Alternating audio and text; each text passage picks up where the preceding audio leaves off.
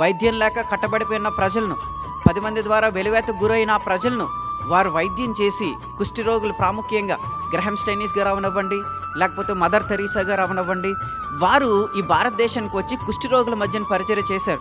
వాళ్ళు పుల్లుకి అడిగారు, వారి యొక్క చీము తుడిచారు, వారిని మరలా ఆరోగ్యవంతమైన స్థితిలోకి తీసుకొని రావడానికి వారికి అన్నం పెట్టారు, వారికి మంచినీళ్ళు ఇచ్చారు.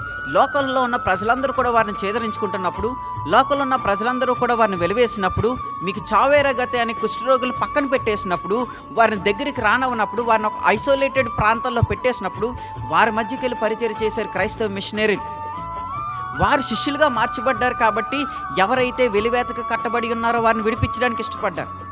సతీ సహగమనాన్ని అంతమొందించడానికి విలియం కేరీ అనే భక్తుడు శిష్యునిగా ఈ యొక్క భారతదేశానికి వచ్చి కట్టబడిపోయిన వారిని బయటికి తీసుకొచ్చాడు. ఒక చెడ్డ ఆచారం నుంచి బయటికి తీసుకొచ్చాడు. భర్త చనిపోతే భార్యను కూడా మంటల్లో వేసేయాలి అన్న చెడ్డ ఆచారం నుంచి ప్రజలను బయటికి తీసుకొచ్చాడు. ఎందుకు ఈయన అలా చేశాడు అంటే, ఈయన శిష్యుడిగా ఉన్నాడు. కట్టబడి ఉన్న వారిని విప్పాల్సిన బాధ్యత మనుషుల మీద ఉంది. అందుకనే విలియం కేరీ గారు అలా చేశారు.